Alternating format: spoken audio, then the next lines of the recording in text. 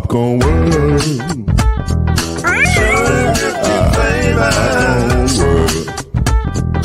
Popcorn world. Yeah.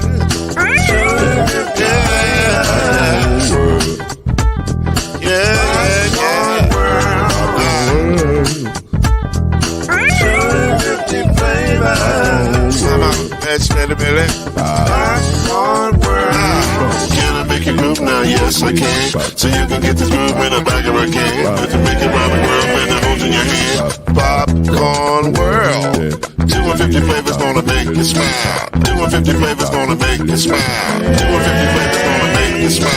I said popcorn make you smile. Ah. Popcorn world. Popcorn world. Popcorn world. Popcorn world. The popcorn world.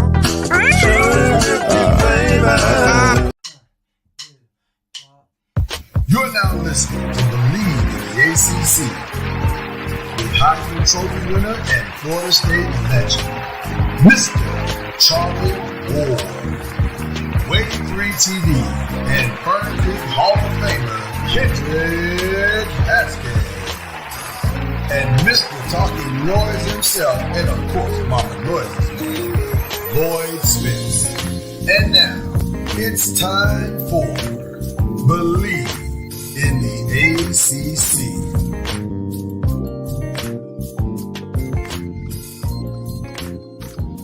As I was told as we were coming on, this is not Cash Cab. This is BLEAV in the ACC. It's a different show. It's not. Don't get confused because you see Charlie Ward in the car. It's not the same show. It's not. But we are glad to see you. It's not Taxi Cab Confessions. It's not Taxi Cab Confessions. It's none of those things. It's BLEAV in the ACC, and we're glad to be here with you. Happy Combine Day, as the Combine kicks off today with the we'll find out who the fastest defensive linemen and linebackers are today at 3:00. So that'll be fun to see who sets their draft path in order today. And I want to start in a weird place. Because we're going to be talking bracketology today, and we're going to get to all of that. We got the two bracketologies going there to talk about who's in, who's out, whatever. But all week long, there's been some conversations that are, dare I say, ACC worthy. And in particular, there is a conversation about one quarterback that is near and dear to our hearts, young Drake May from North Carolina. I don't know if either of you heard the comments by Merrill Hodge, who I'm always entertained by Merrill Hodge comments because they are so wild sometimes. You go, wow, Merrill, do you just hate people that play football now? Like, what's going on? But I don't know if I disagree with him this time. He said that he would not take Drake May in the first round. He talked about a lot of the inconsistencies. He talked about a lot of his footwork wasn't the greatest. He kind of ripped him a little bit, Drake May. And some people have come to his defense, namely Tim Hasselbeck, who says Drake May is one of the most talented quarterbacks he's ever seen, which I was like, hey, pump your brakes, brother. We're not saying that, but how do you guys feel about Drake? The quarterback, not the rapper. I felt like both of them were like two on the extremes on both sides of their analysis. Like talking about he's one of the most talented quarterbacks he's ever seen. Like you said, pump the brakes on that. Right. And Merrill Hodge made it sound like he's a linebacker playing quarterback. And I'm like, it's not that either. Right. The analysis can be in the middle somewhere. So I think Drake May is a good quarterback. I don't think he's great. I think with the right system, he can be a serviceable quarterback. I think he's pretty good. I think he's better than Sam Howell was. But no question. I No question about that. I lobbed that one up for you. You did. I tried to Aldous or Garcia that thing on out of there. I really did. but at the same time, it's just like we're in a hot take world, but we are in a hot take world. The takes were just so extreme. It's like, and I'm like, I don't think Drake May is a bad quarterback, but he's far from polarizing, and there's no way should he be this polarizing heading into the combine. Well, it was interesting because of all the quarterbacks that I think are far more polarizing, for them to land on Drake May, I was like, really? I don't think he's that complicated, but we have a guy who did play quarterback at the highest level in college football. I'm curious to know what he thinks about Drake May. But I didn't get drafted. Well, that's because of stupidity, not because of talent. Right. Right. Come out today. Right. Drake May to me is a wild card. I think Kendrick, you guys are spot on. He's somewhere in the middle. Like, he's not what they both said in some form or fashion. He's kind of in the middle. Right. And the thing that you have to look at is, which we should be, what most people look at is upside. What is his upside? Because, if you're talking about his footwork and all of that, I mean, that's stuff that you can work on and fix. But when you talk about arm talent, and if he's throwing the ball to the right guy, if he's accurate, those are the things that you need to focus on. And to me, I mean, he has qualities where he's throwing the ball to the right guy, consistently, and he can hit his target. And so those are the qualities that you should be looking at. Some of the stuff people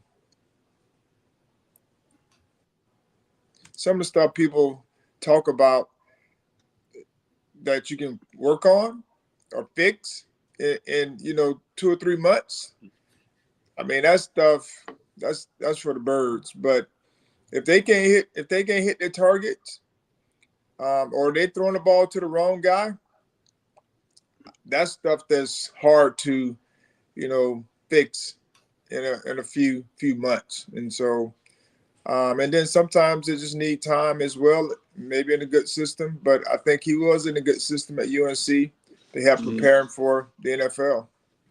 I think Drake May is a tale of two seasons. There's the pre-Tez Walker season, and then there's the post-Tez Walker season. And it kind of reminds you, and this is, I'm not comparing him to him by any stretch of the imagination, because I actually think he's way better than this guy. But it kind of reminds you of Johnny Manziel.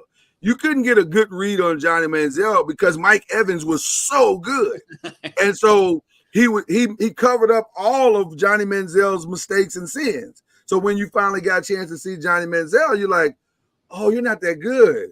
Okay.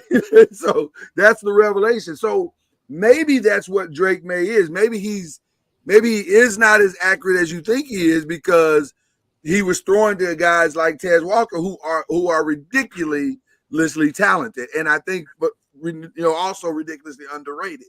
So we're gonna see here. I don't think he's a day one starter. Now I'll say that right now.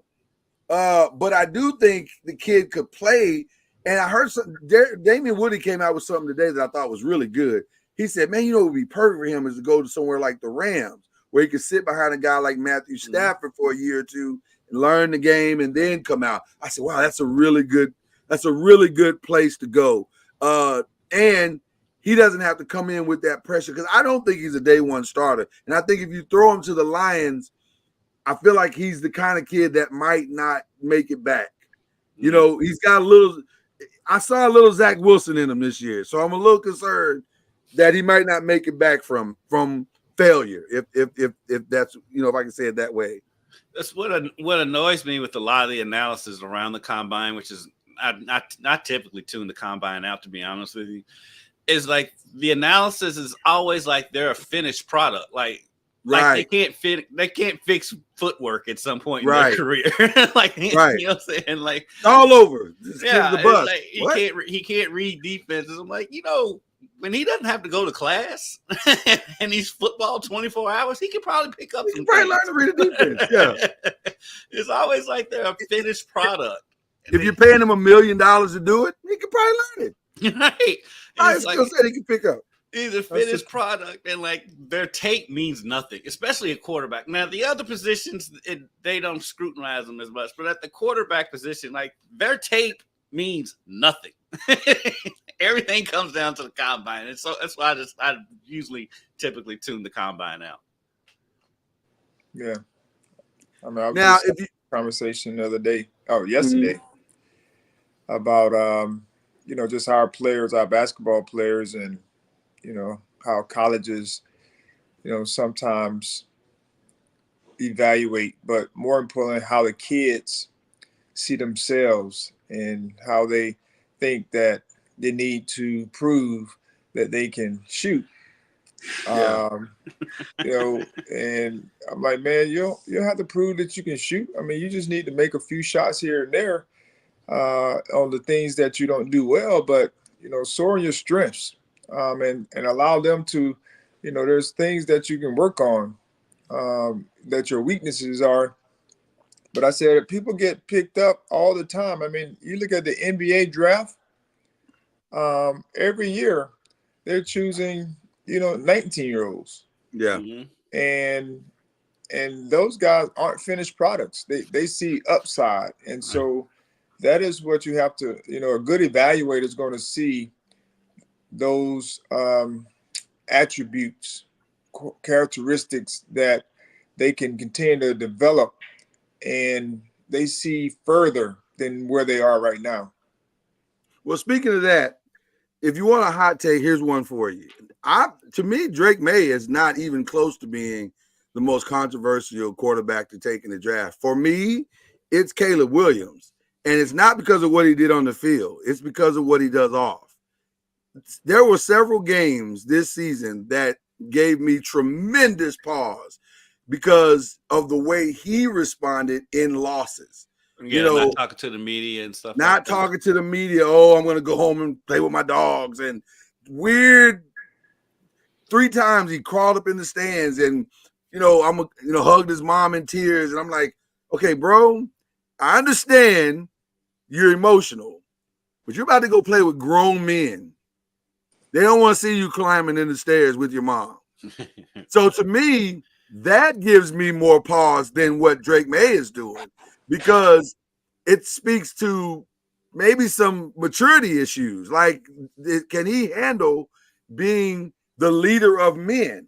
And he feels a lot more Kyler Murray than he does CJ Stroud. So that's what I think would give me pause. Those are the kind of things that I'm looking at if I'm drafting a quarterback. My number one thing is probably going to be, is this a leader of men? Because you're the default leader of men in that locker room, whether you want to be or not. And so our guy's going to respect this guy because he comes to work every day. He gives you what he has on and off the field, and he's mature enough to handle all the situations that go. Because listen, here's the reality. You're coming to a losing team because we're not good. So you got to be able to handle the not good for a year or two, possibly, before we turn the page or we turn the corner. And if you can't handle that, the one thing that you can say about Bryce Young, and I'll let you guys jump in here, is that I never saw him pout.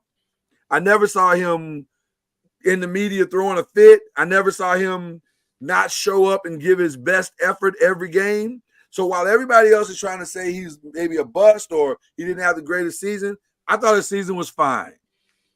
They got a lot to fix in Carolina. Starting with the owner. But as far as his play, he did the best he could under really adverse circumstances. I'm concerned about, can Caleb do the same? I can see where you arrive at that at. I don't know. I'm not, looking at it from a distance because the pouting and the going home and playing with his dogs comment. I kind of felt like he was just kind of trolling this at that point. He may have been, but it's not a great comment. It's not. It is, and it's not a great look because you wonder because you didn't hear all this stuff last year, right? And so coming in this year, defending Heisman Trophy winner. You've got the Dr. Pepper commercials and all that stuff. And so the spotlight was bigger on him this year. So I wonder if he had a little bit of trouble handling that. But at the same time, and the wheels fell off this year. Yeah. And basically, USC just wasn't very good this year anyway. Right. That's what I'm saying. The wheels fell off this year. On the defensive side of the ball. Offense was okay. Offense was fine. He was fine this year. It wasn't like he had a bad season. But you just wonder about off the field how much he can handle stuff. But again, it goes back to my earlier point, though. It's he's not a finished product. He's still a kid. Finished product. Yeah. So that's maturity. That's something that can develop as he grows on. And you just wonder how you do want to have questions on how he's going to handle the scrutiny. But at the same time, he's going to a bad team, and the media spotlight's not going to be on him as much when they're terrible. Well, you hope he can handle the maturity. That's the X factor. You hope he can handle the maturity. That's the one that you go, because it has not worked out in Arizona yet. Like Kyler is. He was pretty good this year when he finally came back. He did. He was better than he's been. That's for sure. And that speaks to maturity. Yeah, Charlie, what do you think? All that's some media training. Yeah. You think it's that simple? Yeah. That's part of it. Okay. The guy can play on the field. He led his team. Kept his team in games a lot this year. For sure. And from the standpoint of just immaturity, I think we've all had those moments and times where we've had to grow. And like I said, a little media training, understanding that role. I don't think that's a big issue for him anyway. I'm more concerned maybe with the parent. That's another thing. Yeah, that's another thing. More so than the child, just because we've seen it play out in Memphis. With a very similar type of case, and I don't think Caleb is that extreme when it comes to him falling off the rails and going and doing what John Morant did to put himself behind the 8 ball in a lot of ways. I don't see that happening. But just the parent dynamic. You start to see a little bit of that in the Balls case. Yeah. But now, it's not much in the way of that anymore, as much as it was when they were coming out and in the limelight and those types of things. And so I just think, sometimes you just need time for that. But again, it goes back to your evaluation. Can the man help you win? Can he play? And then the other stuff like the media training stuff you can work on. Yeah. And you hire people for that. Yeah. Eventually the dad will, move out of the way. Of course, they'll still have comments and those things because of social media, access. But I would choose him if I was going to. Well, that was going to be my next question, Charlie. So stay right there. That was going to be my next question, Charlie. I want to come back to you. Shout out to Lonzo Ball, because Lonzo never been. If you really go back and look at it, Lonzo never really fed into his. He didn't. He was always the more mature one. So I've always respected Lonzo Ball. 100%. But I do want to come back to you, Charlie and Kendrick, because the Bears on the clock, and they got a massive decision to make by probably Sunday. And that decision is, do you go with the kid? And by the way, he's not throwing at this combine. The only thing you're gonna be able to do with Caleb at this combine is have a conversation. Now, I don't blame him for that. It'll be the most important conversation in Ryan Poole's career. You got 2 years of tape. You don't need to throw. Well, you got 2 years of tape. I hear you. But we've had that same 2 years of tape on a lot of guys, and it's cost people their careers. We had that. What happens in Indianapolis ain't going to change what happened. No, I agree. Well, but I guess he'll throw at some point. I mean, he's going to throw at some point. Yeah, he'll throw privately. He's going to throw at some point. Although I'm never putting a lot. If I'm being honest, I don't put as much stock in the home throws as I do in the combine, because at least the home throws are completely scripted and you're throwing to your guys. Right. But when you go throw at the combine, you got to make something happen.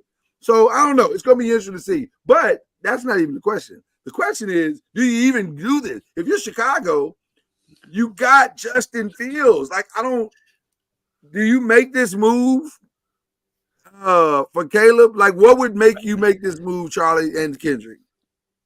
The only thing I would say is, if I drafted him, I would have to have a plan of being able to trade him for some other pieces, because I'm sure Justin Fields. Justin Fields, Caleb Williams.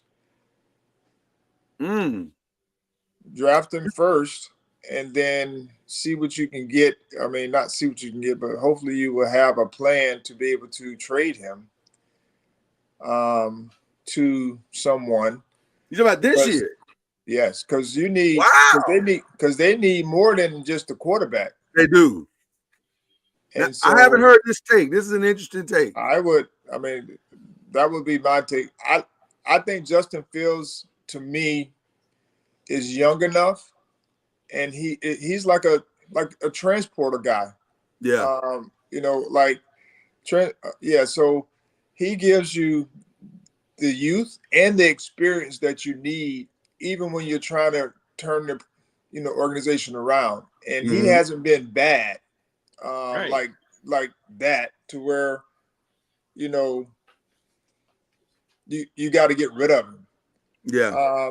And so that, to me, that's what I would do. I would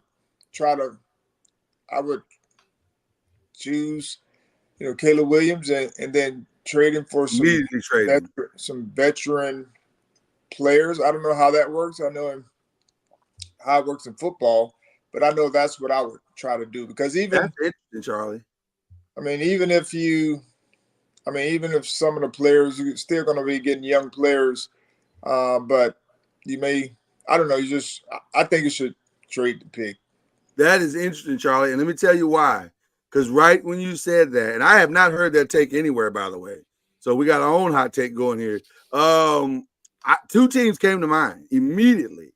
The Buffalo Bills, who are having some Stephon Diggs issues as far as, chemistry. For some reason, he doesn't seem to want to connect to Josh Allen. You're not going to trade a number one pick for Stephon Diggs. You are. Well, here's what I'm saying. It's about the haul. Going back to what Charlie said, it's about the haul. What else can I get? I'm not saying just Stephon Diggs. I'm saying bring me your tithes and your offering. And Stephon Diggs. You may get Von Miller too. That's what I'm saying. Bring me your tithes and offerings. I'm saying bring me everything. Draft picks, player. But the other person that would be interesting to me is Mike Evans, because with him being a free agent, if you're Tampa Bay, you can't afford to lose this guy for nothing. So maybe there's some kind of sign and trade situation that you can. I think they may. I don't. I mean, I like the take though, Charlie. I like it a lot. While it's crazy to think that Tampa Bay may pass up on the number one pick to keep Baker Mayfield, but I think they're all in on Baker Mayfield. I keep waffling back and forth on it, because on the one hand, I really do like Justin Fields. I do too. As a Cowboy fan, I'm like, I'll take Justin Fields right now. I love Justin Fields. I love it. Yeah. But for the Bears, on the financial side, I can see why you would do it, because you reset that rookie contract clock. So that's the part of it that makes the most sense for me, as far as going ahead and trading Justin Fields and drafting Caleb. But I mean, like I said, Justin Fields has been fine. He's been really good considering what they have around him, the circus that is the Bears organization, an organization that literally has never had a good quarterback. Never had a great quarterback. Right. And so, or never developed one. Yeah. Right. I mean, as low as a hurdle as it is, he was on track to be the best Bears quarterback ever. Even though it still may be. Yeah. And I'm that hurdle is like 2 feet tall. Right, it's not that. I'm gonna tell you something. I lean a little bit more to what Charlie's saying because I understand exactly what you're saying about the resetting the financial part of it. That makes from a financial part that makes complete sense. The problem is that you're giving up a probability for a possibility. Right. And I don't know if that makes sense. Like, you know what Justin Fields potentially can be if you put the right pieces around him. You have no idea what Caleb Williams, he may be that guy, he may not be. But the money that you save, you also set your franchise back 4 or 5 years if he's not what you thought he was going to be. So then you're back where you started. So, but the opposite argument, I mean, the devil's advocate to your argument, sure, is we still don't 100% know what Justin Fields is going to be. What if he turns out to not be that? Now you've really set you set your organization back, and you're gonna have to pay Justin Fields a bunch of money next year. Yeah, I can see both sides of the argument. I really can see it. I just think at the end of the bird day, in the hand might be worth more than the two in the bush. But I don't know. I've not heard anyone say what Charlie said: draft him and then trade him. And I think that makes as much sense as pre-trading him, because he gets the honor of still being the first pick in the draft, and you still get the haul. Like, it's either way it works. So it's an interesting take, Charlie. You may have swayed me on this one. I'm thinking about the Bucks. I don't know if that's possible. I don't know if it might not be possible. I agree with you, Charlie, but I think the NBA works like that, but I don't think the NFL does. I'm not sure. I'm not 100%. But I like to take nonetheless. I really do. So it's interesting.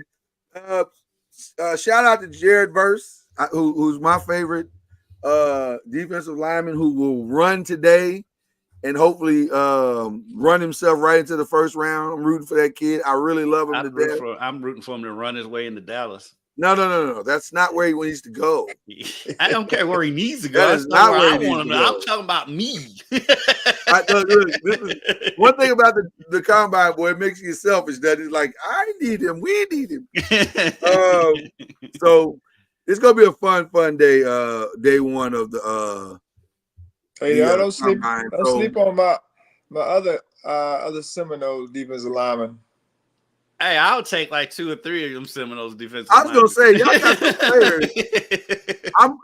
I'm okay with several of your guys putting on New York Giants uniform. Braden Fisk. Yes. Also another steal. There's quite a few people on that Seminoles roster that I would not mind seeing in that blue and silver.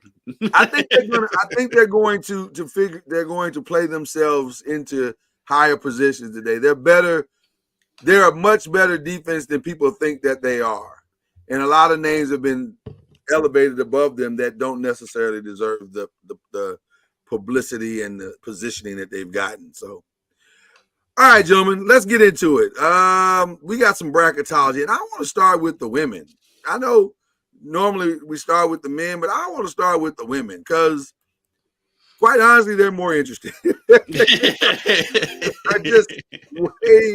The race to the top is a little bit more interesting. It's way more interesting. And let me start this. A shout out to the great Charlie Cream, who does an outstanding job every year.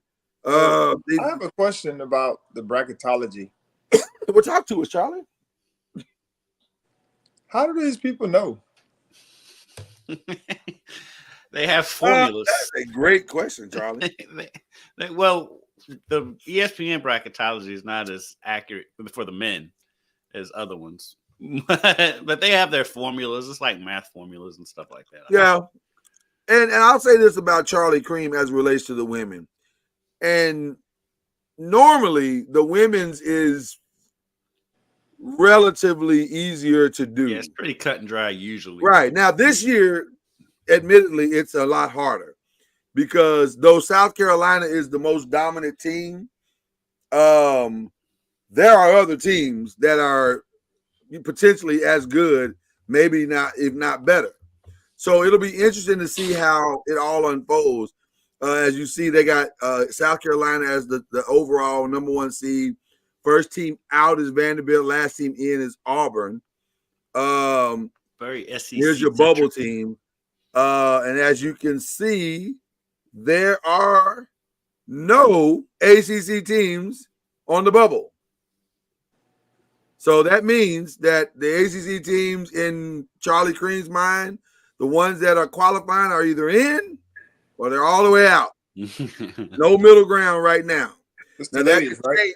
Huh? Ladies, That's yeah. ladies. Yeah, it's the ladies. Now, that could change with the tournament, possibly, and with this last week of play, but as of right now, this is how he sees it. So when you go into it, he's got South Carolina going to Albany 1. He's got Ohio State going to Albany 2. He's got Florida State in the Albany 2 bracket, Miami in the Albany 1 bracket, Syracuse taking a 5 seed. Why they make it so difficult with Albany 1 and Albany 2? I know, I hate that. I hate it. I can't stand it. NC State is a 3, and I think that's it on that side. So what's the Albany 1 and Albany 2? I guess Albany, New York, I'm assuming. That's right. That's where the regional is. Yeah. I guess they're having 2 regionals in the same. Yeah, they're having 2 regionals, one in Albany, New York, and the other in Portland, which is, to me, the most random places that you can. I don't understand that at all, but I don't understand how women's basketball is put together. I will say that as someone who's actually been to that Albany arena, because Louisville played there a few years ago. Oh, yeah? It is a nice arena. It's nice. Okay. It's nice. Right. And you can walk around. It's cold, but you can walk around to get to wherever you need to get and all that. Is there a centralized component that is making this a destination point? Because it seems so random. Hold on, for one. Never in the history of the world has Albany been considered a destination point. That's what I'm trying to understand.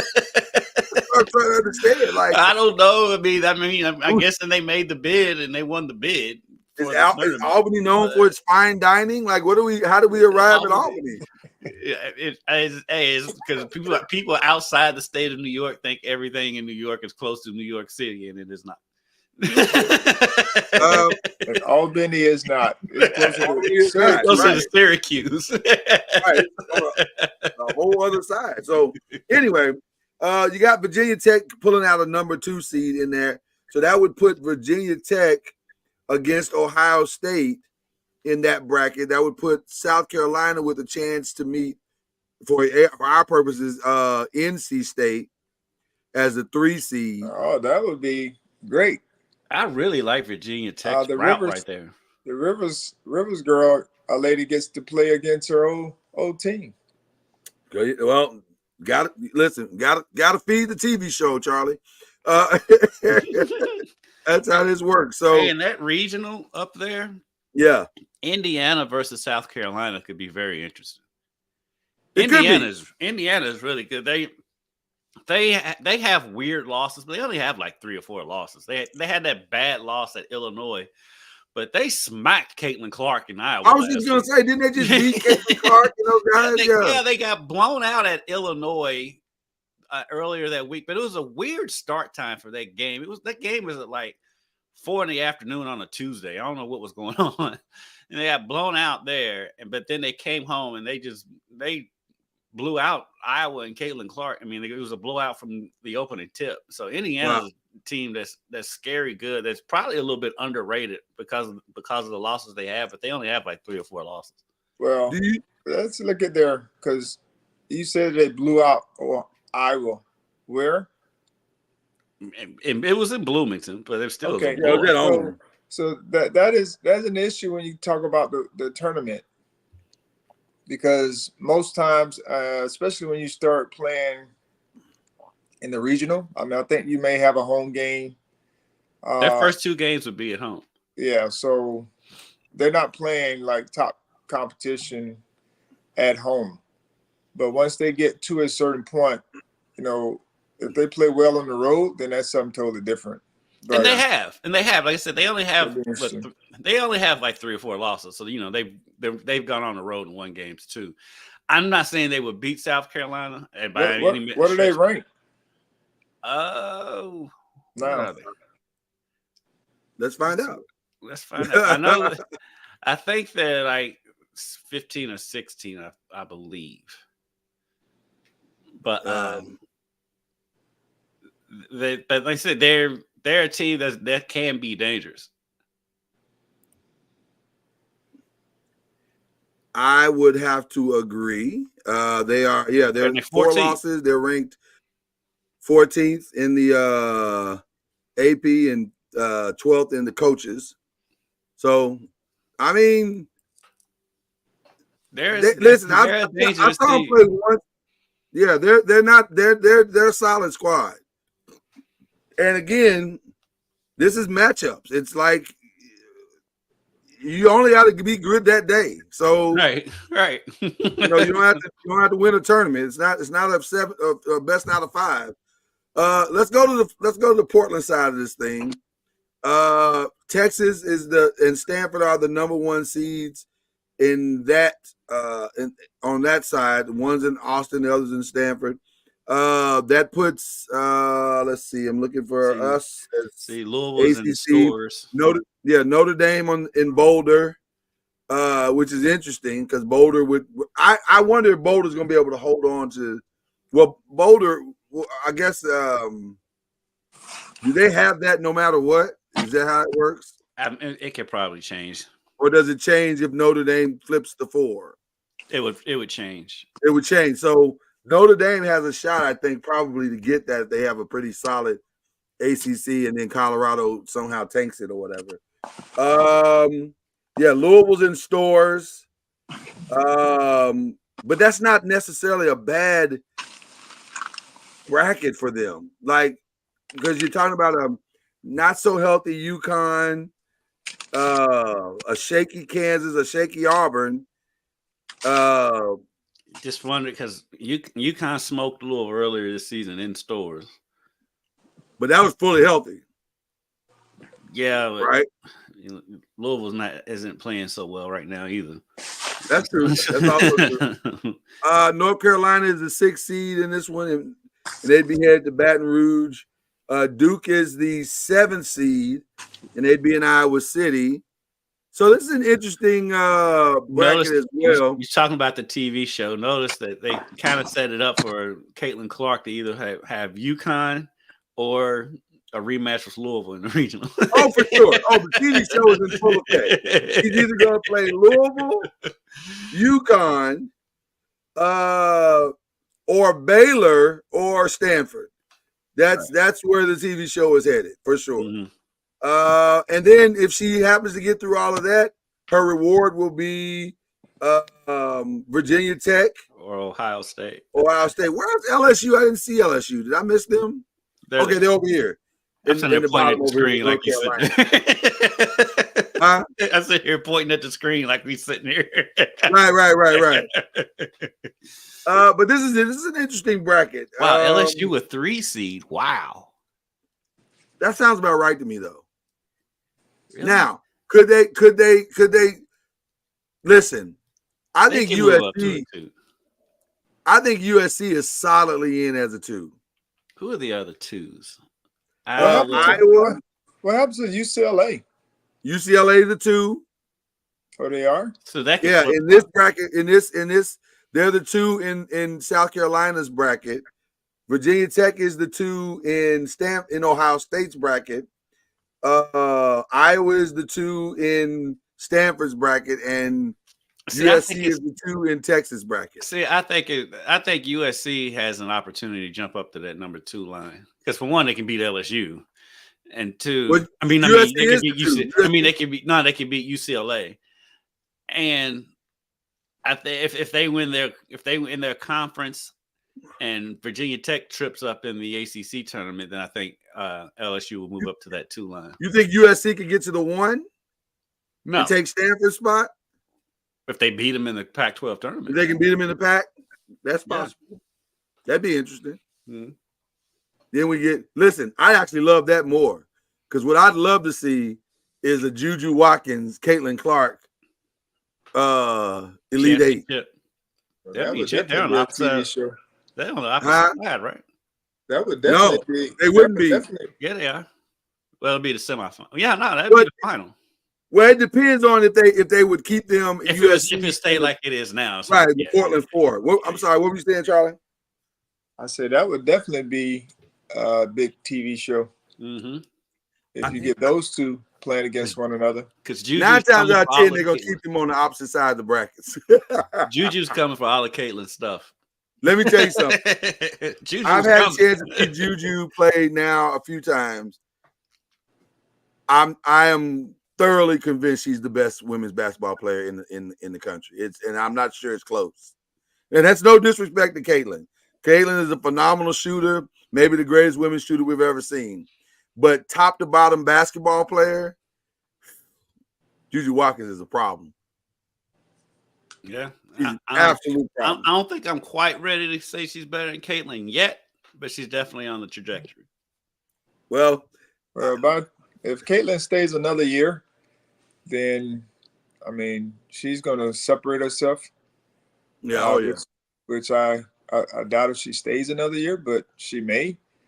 But I mean, Juju, she's special. She's special, man. Just like the She's Hidalgo. absolutely- It's amazing. Not amazing, but you're starting to see these young, like early freshmen starting to rise up and play at a high level. And It is amazing. I think a lot of that goes back to the grassroots, organizations where they're getting these opportunities early to play against high-level competition now.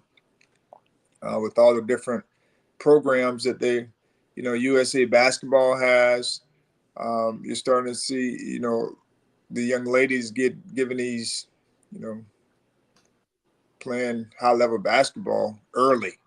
Yeah. Mm-hmm. I think women's basketball right now, top to bottom, is far and away better than the men. And I'm talking skill-wise. I'm talking competition-wise.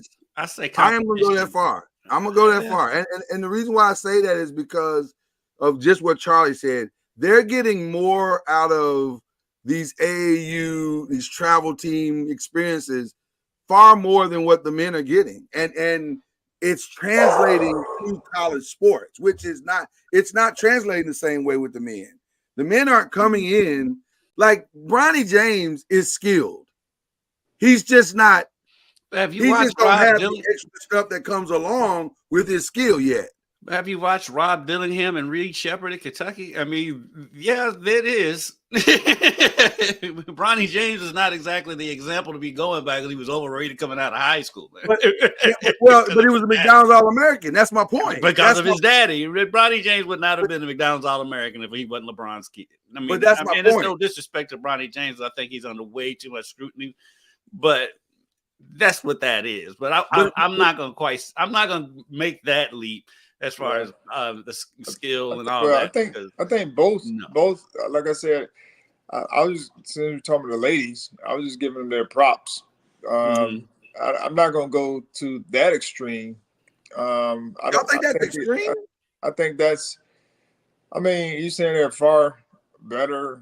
Yeah, I don't see that. I'm just saying, I'm just giving the young ladies their props that we're seeing more. Yeah.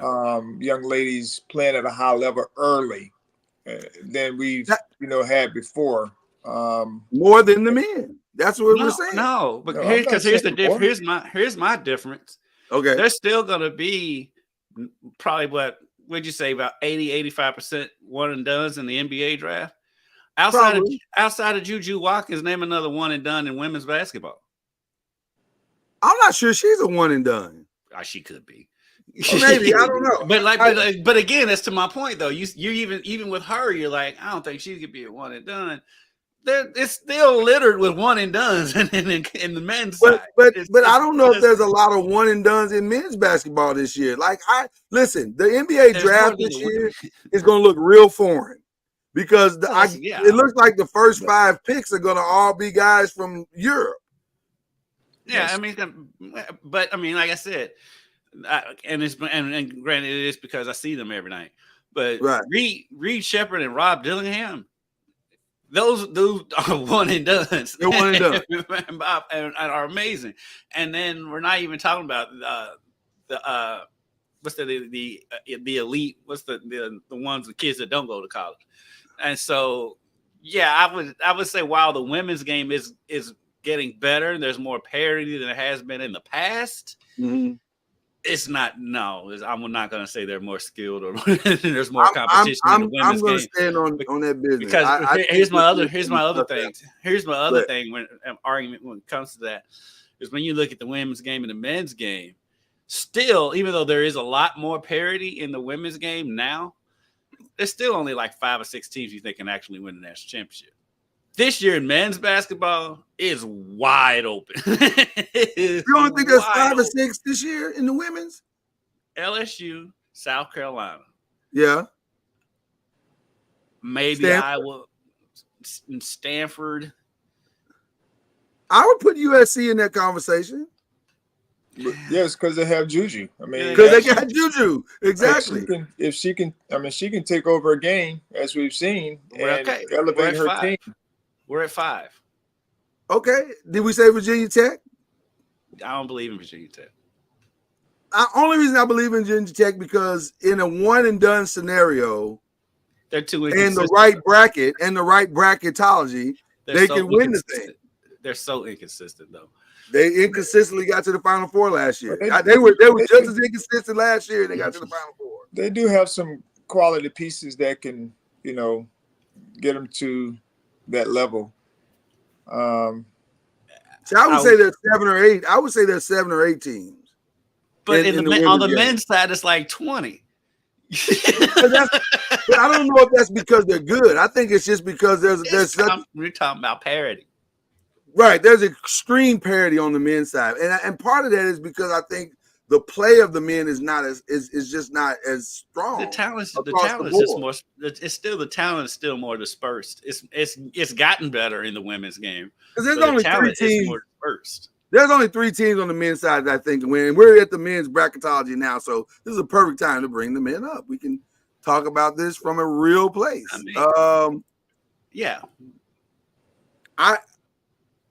The top overall seed is going to be Purdue, according to Joe Lunardi. Now, this is wrong every year.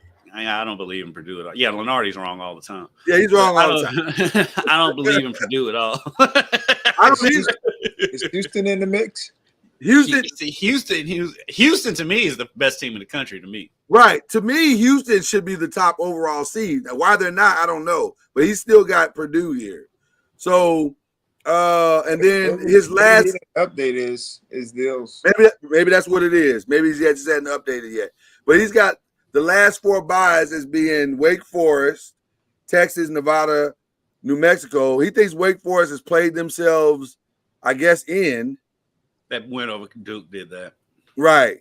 Like I said, he hadn't updated because they just lost. So I don't understand why they did lose to a Notre Dame team that's won 4 of their last 5. Right. Games. Notre Dame is playing spoiler right now. So Notre Dame's playing really well right now. Yeah. Then he's got Virginia in. Alert. Who is their best player? Who you talking about? Virginia? Notre Dame. Shrewsbury. Oh, yeah. No. Who is it, Charlie? The freshman. Yeah, the coach's son. No, the Burke. Is it Burke? Oh, you like Burke? The point guard. What's the point guard's name? Number 3. He's going to be ACC Rookie of the Year. I'm drawing a blank here. To me, he's their best player. He's the best player, far and away, in your opinion. Yeah, he's a true freshman, I do believe. I said Notre Dame is playing really well right now. They are. While it looks like a bad loss for Wake Forest, it's not as bad. No. Well, it depends on how they choose to look at it in the room. Like in the room, they're going to say it's bad because they're probably quad four. But Notre Dame is won 4 of their last 5 games, and the one loss they had a huge comeback at Syracuse. No, listen. I agree with what you're saying. I don't disagree with what you're saying. I'm just saying in their minds. Is it Marcus Burton? Is that what we're talking about? Yeah, that's what I'm talking about. Marcus Burton. Marcus Burton. Yeah. That's what. Okay, I couldn't. The coach's son's pretty good too. Yeah, he is. So, I think maybe Joe hasn't updated his stuff, and maybe that's why it looks like it looks now. Because it looks crazy right now. Because to me, it's Houston, and everybody's chasing Houston, right, including UConn. But right now, he's got Purdue coming out the Midwest, UConn in the East, and ACC into the Final Four. Well, he's got them placed in the East and Midwest. Oh, okay. Yeah. And then our ACC teams that are there. Well, do we have any ACC teams going to either place? Nope. It doesn't appear so. Let's see. North Carolina. He's got North Carolina headed to Charlotte, of course. To the East. Charlotte, right. Charlotte as the 2 seed. They always play in Charlotte. Always in Charlotte. Oh, and Virginia. He's got Virginia barely getting in, playing on Tuesday against Seton Hall in Memphis. So, and as an 11 seed. So they're playing. Okay. They're playing. So, and then in the West and Dallas, he's got Houston as the 1 seed in the South and Arizona as the 1 seed in the West, which would put, let's see, Duke as the 3 seed. There's Clemson as a 5 in Spokane. Clemson as a 5 on the other side. And that's it. So he's saying only 5 ACC teams are getting in. 5. Yeah, he's got Wake Forest in as a 10, solidly in as a 10, which is interesting because I would think they'd probably fall in the play-in line, but he's got them actually in. They beat Duke. That's why he's putting more weight on them beating Duke than losing to Notre Dame. I would think that potentially, depending on how they play the ACC tournament, that could change. Yeah. Because if they go out early in the ACC tournament, they'll be on the bubble. They'll be on the bubble. They'll be on the bubble. Yeah, they'll be on the bubble. I like that Wake Forest team, though. It's weird because I do like that team. They're an interesting team. Because the way they're all 5 positions. Right. The way they're constructed and the way they run their offense, if they catch fire, they're going to beat you. Mm-hmm. So it's interesting to see if they'll be able to catch some momentum going into these last couple of weeks. So he has Kentucky and Salt Lake. He's got Kentucky going all the way out to Salt Lake. In a favorable bracket that they can come out of it. They can come out of it. A favorable bracket that John Calipari will say he can't stand. Oh yeah, John, let him tell it. They're playing in the Western Conference. Right. What's your thoughts, guys, on only 5 teams coming out for that sounds about right to the me. ACC and also the 5 that they got going in? I agree with it. I think Virginia's got to at least win 2 rounds in the ACC tournament. They can't have any stumbles. Who's that? Virginia. Yeah, I agree with you there. Yeah, they can't have any stumbles. And that might also be true for Virginia Tech, too. I don't know. I mean, not Virginia Tech. I'm sorry, Wake Forest. Wake Forest. I don't know. I don't. Yeah, I think It kind of feels like Wake Forest might have more leeway than Virginia. Than Virginia. But So check this out. Okay. Right. We have Virginia at 12-6. Yeah. In the ACC. We have Clemson 10-7. Wake Forest 10-7. Syracuse 10-8. Pitt 9-8. NC State 9-8. Florida State 9-8. So you have and a week to go. The only issue is, the overall average. Overall record. Right. For some are a little bit different. But there's like a log jam because they got like 3 or 4 more games left. Yeah. And any of those middle teams can get to the to that next 8, like the top 4 or the top 4. I think. But even that can go either way if Clemson. Was Clemson in there? I can't remember. Did they have Clemson? Clemson's in. And I think they had them as a 5 seed. I think the cutoff line is. Let me go back and see real quick. If Syracuse would have to go on a serious run, like get to the ACC championship to get there, I think. There's a lot of teams. Maybe Clemson is not in there. Hold on, I could be wrong. They're 5 in Spokane. Yeah. So there's a log. There could be a log jam if, let's just say, 2 of the teams in the middle win and two or 3 of the teams in the middle lose. Yeah. It won't be a big standing in the NCAA tournament, but the ACC tournament, it would be a big change.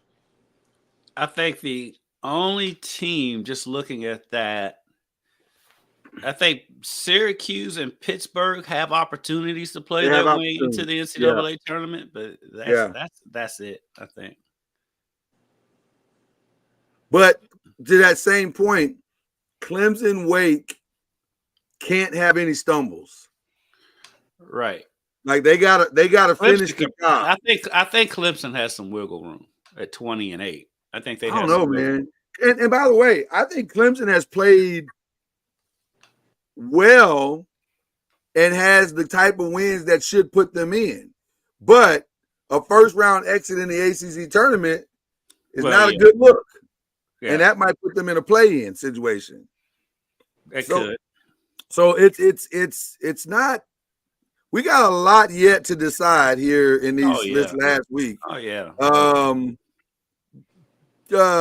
Charlie, do you think your Seminoles can go on a run and make it in? They play Georgia Tech this weekend. That should be a win. But it's out on the road, and that hadn't been. That's not going well. No, it's been hit or miss. Yeah. On the road, which you think you should win those games, but that is not always the case. And who else? I think they had a good win the other night against NC State, which was big for us. I'm just looking at, so we got Georgia Tech at Pitt, which is another doozy. Pitt is, to me, Pitt is a solid team. And then Pitt's playing for something. Pitt's playing for something. Correct. Then we play Miami.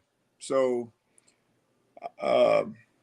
just for Coach Ham's, sanity, he needs to at least win 2 out of the last 3. Yeah. That'll put him at 17-14.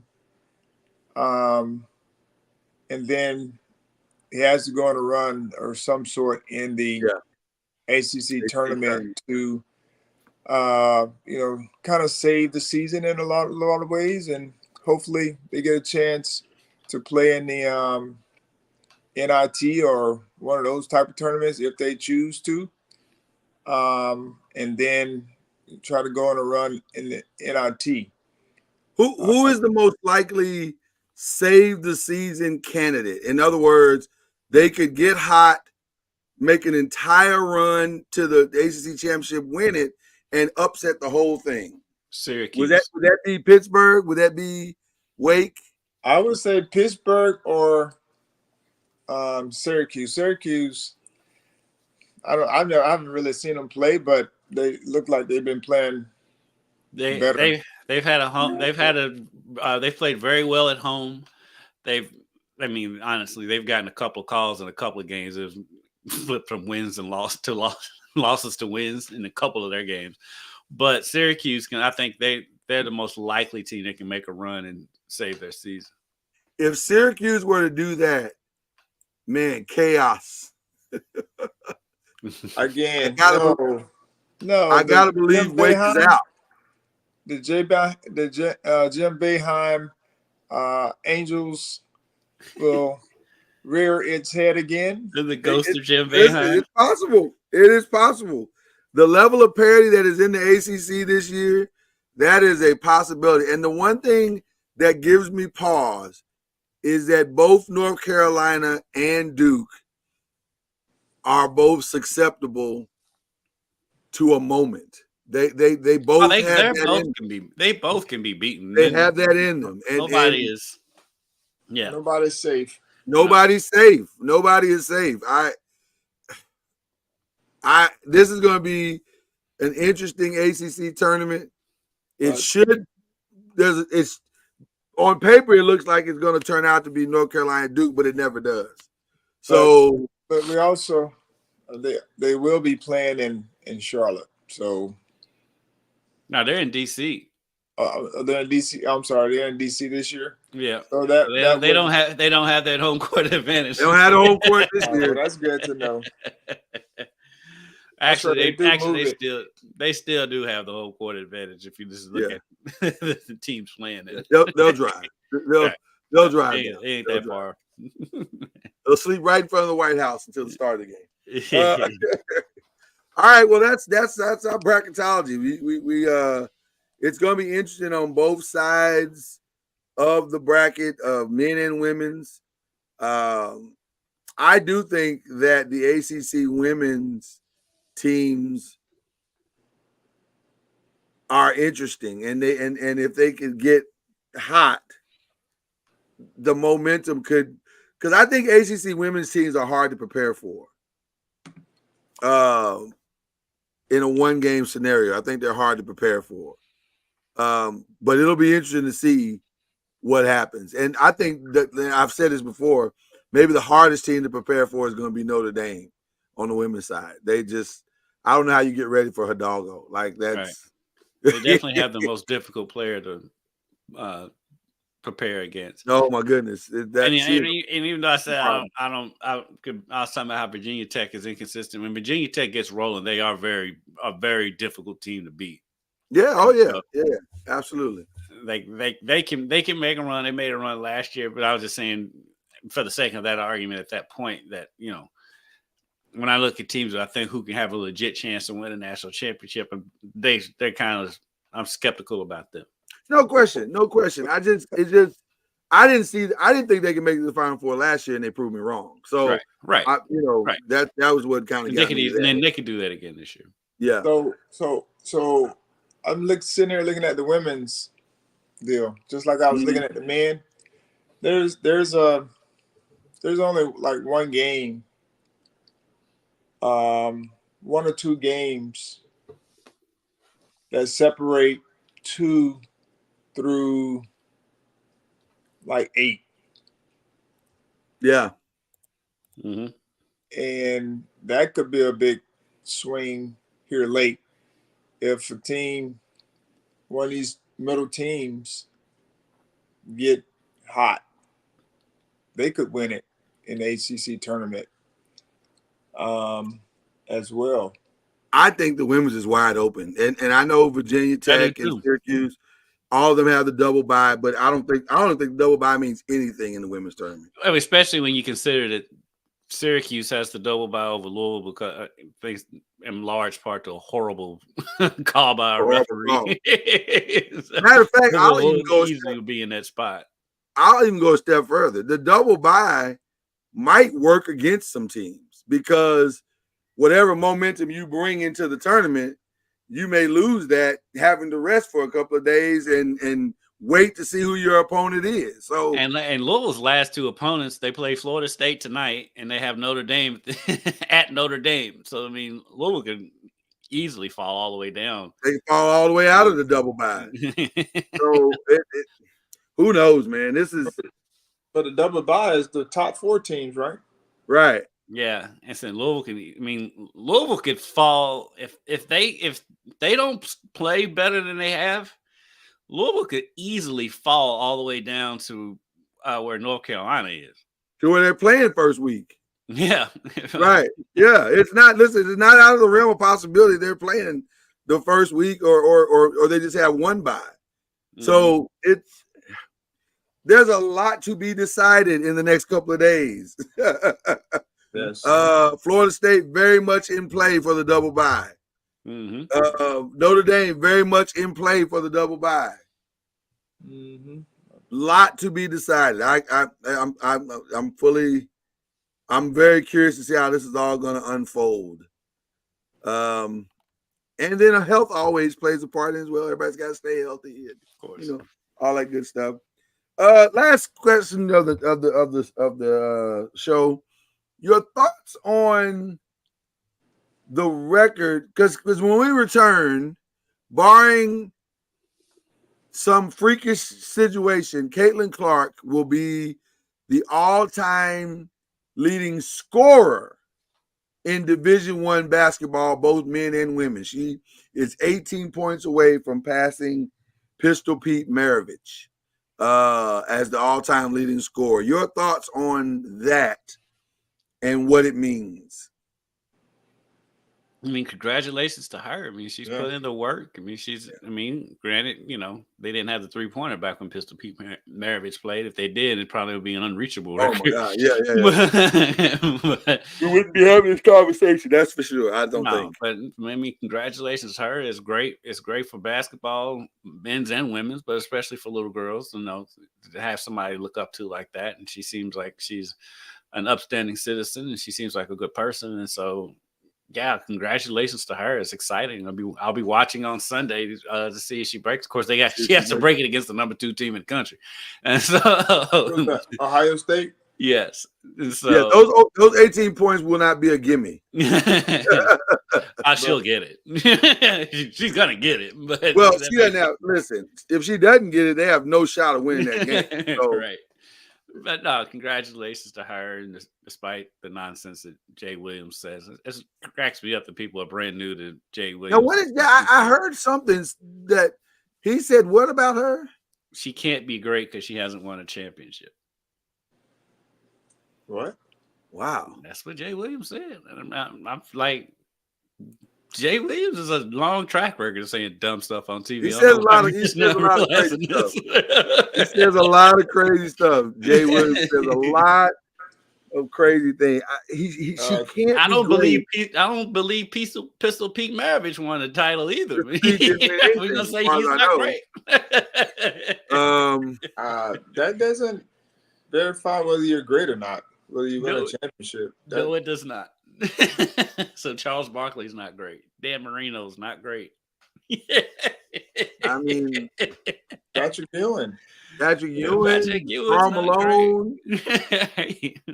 Goodness gracious, brother, what are you saying? Reggie Miller is not great. Goodness gracious. Yeah, I don't get that one. Patrick won a championship in college. Yeah. Right. I mean, if you probably go back and see, this is the thing. If you go back into all the guys that we just talked about, their history, they may have won a championship somewhere. Yeah. at some level. And here's the other side of it. It's more than likely that Caitlin is not going to win a championship. Right. Because her team is not constructed correct to win like that. Players around her. She just don't right. She don't. It's her. South Carolinas and the LSU's of the world. It's her and a bunch of girls named Betty. Like I don't like. If you put Caitlin Clark on LSU's team, they go undefeated all 4 years. Yeah. Yeah. South Carolina. South Carolina. Yeah. Oh my God. I mean, I'm just saying she would win a championship with one of those teams. She's doing it the hard way for sure. Let's be clear. Right. Yeah, so she easily could have gone to one of those other schools. She could have. I don't understand what he's defining as great. Like she's literally all they have, and they're going to be probably a 2 seed. Like, can we put that in perspective? Like, one girl is going to make them. Same thing with Juju Watkins. One girl is going to make them a 2 seed in the women's tournament. That's crazy. So I don't. You can make the argument that Juju's got more surrounding her than Caitlin does. I think USC's team is far better than Iowa's team. I don't like anything about Iowa's team beyond her. Like they got another little guard. They're not a very skilled group. But she makes all those other girls. She makes them so much better. Yes. Like she puts pinpoint passes. Yeah. She had a pass last night that was more impressive than anything she did last night.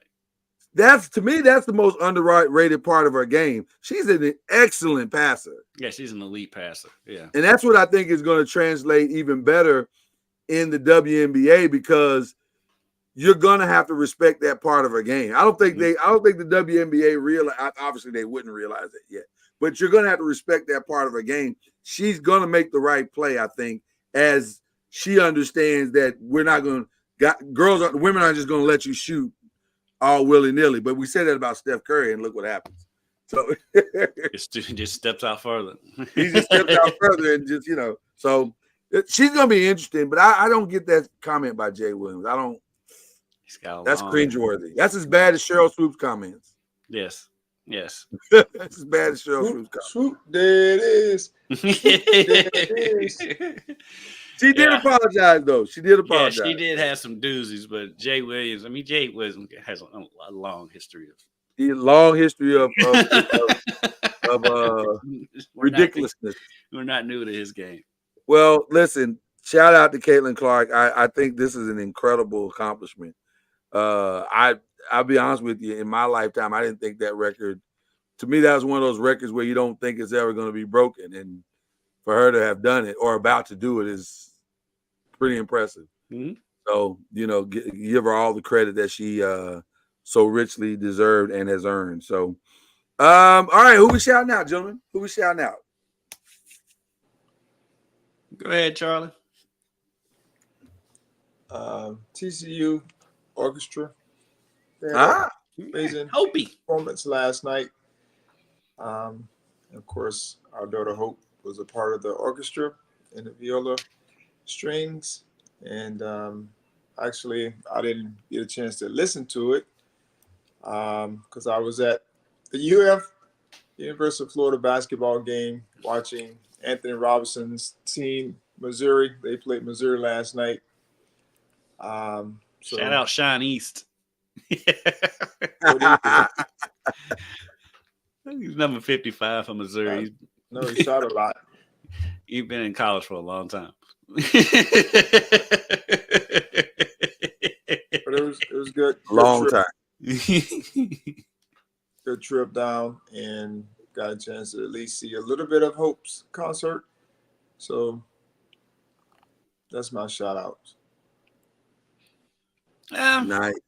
I'll give just a quick shout out to senior night for U of L women's basketball team tonight against Charlie Seminoles. It's a big game out at the Yum Center tonight. I hate that it's an 8:00 start, but big game out there at the Yum Center between U of L and Florida State.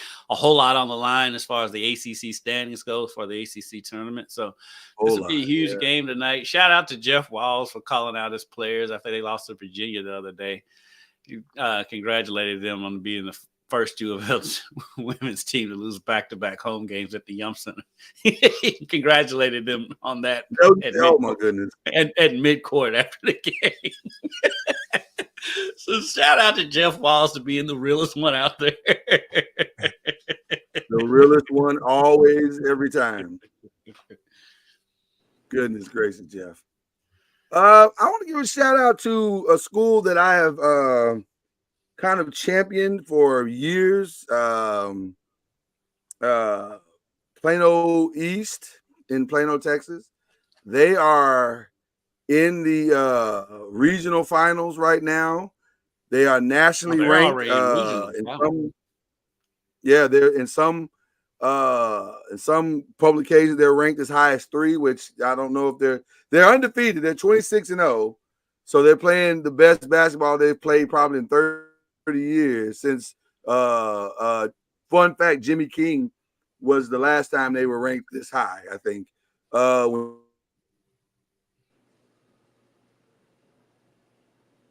Yeah, internet.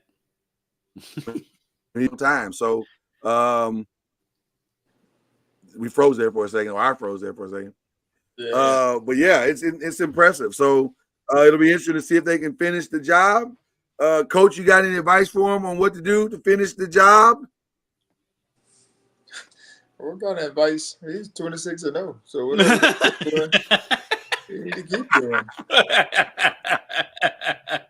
He said, "Listen, it's really impressive. And they're winning dominantly right now. Like I think they beat their last at least 3 opponents in the playoffs by an average of 23 to 25 points a game. So they're playing some, and as you know, there's no shot clock. So that's impressive, considering. Well, I hope they don't run up against a team that plays a slow down game. And, well, you know it's coming. You know it's coming, Charlie. And then they have to find a way to win in the end. Yeah. You know it's coming though. That's part of the journey in high school sports these days. In these non-shot clock states. So anyway, but shout out to them. I mean, that's very, very impressive. And then again, shout out to everybody at the Combine. This is going to be a fun 4 days to see young men change their future simply by running 40 yards without a football. Gotta get it down to 4-3. Isn't that crazy? You've played 4 years or 3 or 4 years of college football, and it all comes down to a 40-yard, non-padded, non-carrying football run to decide your fate. I don't pay attention to the Combine. It's a wild system, ladies and gentlemen. Yep. It's a wild system, but such is life. So, all right, listen. Enjoy your weekend. Enjoy everything that is coming up for you. When I return, I will be a little older, both in age and in marriage. So I will see you guys later. Happy birthday. Thank you, sir. Happy birthday and anniversary. You cheated on right. me. I did not. All I did was take advantage of a situation that presented itself to me. Fantastic. With that being said, you guys have a great weekend. We'll see you next week. You've been listening to Believe in the ACC with Charlie Ward, Lloyd Spence, and Kendrick Haskins. Please like, follow, subscribe, and share from the Noisemakers page on Facebook and on YouTube. And you can also listen to us on Spotify, Apple Music, iTunes, and wherever podcasts can be heard. And join us